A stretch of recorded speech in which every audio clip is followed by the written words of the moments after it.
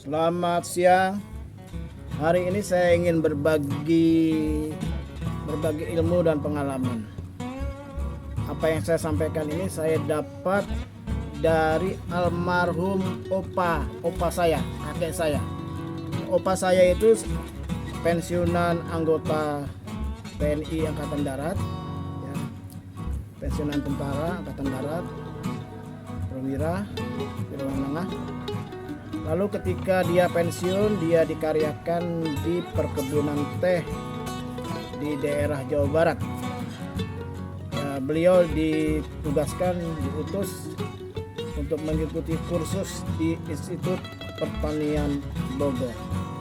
Dan dia pernah berbagi ilmu tentang tanaman singkong. Dan ilmu ini sudah dibagi sekitar 45 tahun yang lalu. Tapi saya masih ingat sampai hari ini, masih ingat. Beliau sudah almarhum ya kalau nggak salah itu 40 tahun yang lalu. Ya, beliau sudah almarhum. Tetapi apa yang dia sampaikan sampai hari ini saya masih ingat. Jadi yang pertama pemilihan bibit, lalu lahan, lalu cara menanam singkong. Menurut beliau, dan saya sudah praktekkan dan hasilnya memang bagus. Ya, menurut beliau, menurut opa saya, cari bibit yang bagus, batangnya bagus, ya, dan yang pernah menghasilkan. Jadi ada batang singkong sebagai bibit yang dia belum pernah menghasilkan. Jadi pastikan bibitnya itu yang pernah menghasilkan. Lalu yang kedua adalah mata tunasnya. Ya, mata tunasnya itu harus rapat. Ya, rapat, jangan yang jarang. Ya, yang rapat-rapat begitu ya, agak rapat seperti ini nih. Tuh ya, nggak jauh. Kan ada juga yang mata tunas di sini, lalu mata tunasnya kemudian ada di sini. Nah, ini rapat. Ini mata tunas. Nah, di sini juga mata tunas. Di sini mata tunas. Nah, mata tunas. Jadi cari yang rapat, jangan yang jarang. Ya, jangan yang jarang. Nah, seperti ini nih. Nah, ini singkong ini kurang bagus untuk dijadikan bibit. Walaupun tetap dia akan berbuah, menghasilkan umbi, tetapi lihat jarang ya. Di sini baru ada tunasnya di sini ya, lalu di sini, nah, di sini nih. Jadi ini bisa, tapi ini kurang maksimal kalau dijadikan bibit. Nah, ini jadi ini tidak layak ya. Atau seperti ini nih, ada yang bibitnya bagus. Nah ini tuh ya, ini jarang-jarang nih, jarang ya. Jangan pilih bibit yang seperti ini, kurang bagus. Lalu bibit itu akan dipotong ya, dipotong. Bagi saya tidak masalah, pakai gergaji juga nggak masalah, tapi ada juga yang menyarankan pakai golok ya. Saya potong dengan ukuran tergantung ukurannya. Maksudnya gini, tergantung bagaimana cara menanamnya. Kalau cara tanamnya dengan cara ditancapkan, ya ditancapkan seperti ini, ya lebih baik bibitnya panjangnya minimal itu ya 20 cm. 20 cm. Ya ini hanya 15. Ya, ini hanya 15. Ya, 20 cm untuk bibit yang ditanamnya dengan cara ditancapkan. Tetapi ada cara yang lain ya, itu bibitnya itu dengan cara ditanam direbahkan, rebah, dan kalau sebelum direbahkan ini harus diseset ya, kupas.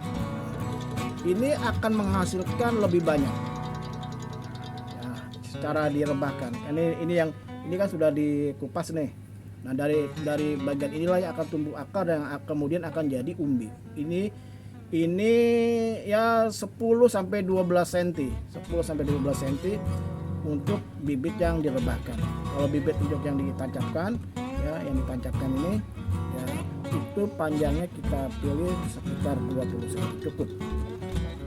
Nanti kita akan lihat lahannya, lalu kemudian cara menanamnya ya. Kita akan belajar dan itu akan menghasilkan. Mari kita lihat lahan dan cara menanam singkong menurut dua versi, ditancapkan atau direbahkan. Ya, lebih baik lahan yang mau ditanam dengan bibit singkong ya, ini harus diolah, digemburkan, jangan dalam kondisi tanahnya padat keras ya, seperti ini nih. Ini akan sulit untuk ya, ditanam walaupun mau tumbuh, tapi lebih bagus ini ya. Nah, disertai dengan pemupukan. Nah, bagaimana cara menanamnya? Kita akan belajar cara menanam singkong ya, jangan salah mata tunasnya ya, yang terbalik. Lalu waktu nanam jangan cara ditancapkan begini. Nah, tumbuh tapi kurang bagus, hasilnya nggak maksimal, ini akan rusak ya. Bagian yang akan tumbuh akar dan akan jadi umbi, jadi singkong, ini akan rusak. Jadi lebih baik kita ya cara dibongkar dulu, dibongkar lalu kita tanam, baru kita timbun dengan tanah. Nah, ini lebih bagus, lebih mantap. Nah, opa saya mengajarkan agar pertumbuhannya bagus, merangsang akar untuk tumbuh dengan baik, itu tanah di sekitarnya dipadatkan. Kalau perlu diinjak ya, padat. Ini merangsang akar akan bertumbuh, akar bertumbuh dulu ke kiri ke kanan sekitarnya, dan itu akan menghasilkan buah atau umbi singkong yang lebih banyak. Lalu cara yang kedua dengan cara ditimbun. Ya, cara ditimbun, kita bongkar bagian tanah ini, lalu ya bibit ini tadi saya katakan di awal diseset, dikupas. Yang bagian dikupasnya itu ya diletakkan ya secara rebah ya. Ditimbun ini menanam secara rebah ya, rebah ya, bukan begini tapi rebah.